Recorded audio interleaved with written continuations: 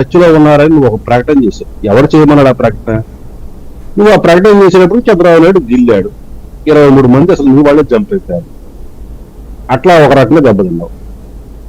సరే, ఒక్క అవకాశం అన్నావు, ఏదో చెప్పావు, జనాల్ని రాజశేఖర రెడ్డిని చూసి ఓటేశారు. రాజశేఖర రెడ్డి బిడ్డగా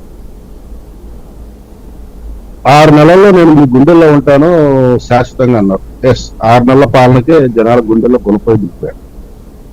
ఇక అక్కడి నుంచి మొదలుపెట్టుకుంటే విధ్వంసం నుంచి విధ్వంసం దాకా. ఎటువంటి విధ్వంసాలంటే రాజకీయ విధ్వంసం, ఆర్థిక విధ్వంసం, సాంస్కృతిక విధ్వంసం, సామాజిక విధ్వంసం, చేయని విధ్వంసం అంటూ లేదు. పెద్ద ఎక్స్ప్లెయిన్ చేయాలంటే కూడా టైం పడుతుంది. కాకపోతే నేను ప్రస్తుతానికి ఈ ఉత్పత్తిగతులు అంతవరకు చెప్పి నేను వదిలేస్తాను. నా మొహం చూసి తప్ప ఎవరి మొహం చూసి ఓటేలేదన్న.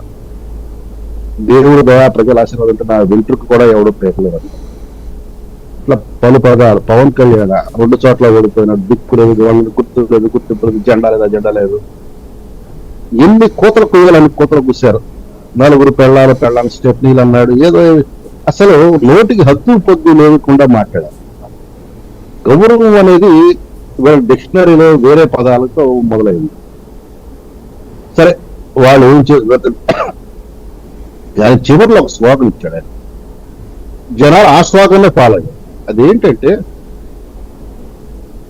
నేను ఇచ్చిన పథకాల వల్ల మీరు లబ్ధి పొందితే నాకు ఓటు వేయండి, నా వల్ల మీకు ఎటువంటి ఉపయోగం లేదనుకుంటే ఓటు వేయబాకని అన్నాడు. లబ్ధి వచ్చిన వాళ్ళు ఓటు వేశారు, లబ్ధి రాని వాళ్ళు ఓట్లు వేశారు.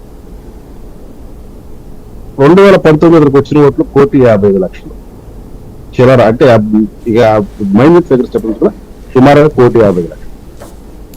ఇప్పుడు 2024 అతనికి వచ్చిన ఓట్లు 1,32,00,000. నేను గత డిబేట్ అని చెప్పాను, ఇతనికి ఉభయ గోదావరి జిల్లాలో దగ్గర 25 లక్షల ఓట్లు టికెట్ అవ్వబోతున్నాయి. ఓవరాల్ గా రాష్ట్రం మొత్తం మీద ఇప్పుడు కూటమికి వచ్చిన ఓట్లు మీరు చూస్తే 1,83,00,000 చిల్లర దాకా ఉంది కూటమి మాత్రానికి వచ్చిన ఓట్లు.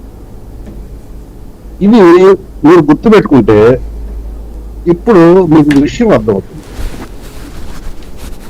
నేను గత డిబేట్లోనే చెప్పాను, జగన్ రెడ్డికి లాస్ట్ టైం వచ్చిన 1,50,00,000లో 25 నుంచి 30 లక్షల పైన ఓటింగ్ తగ్గబోతుంది అని చెప్పారు.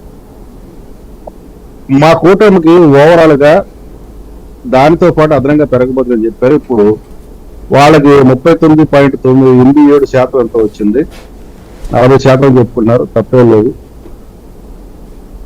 కూటమికి వచ్చేటప్పటికి ఆ పర్సంటేజ్ వచ్చినప్పటికి మీరు గమనిస్తే 55.3% వచ్చింది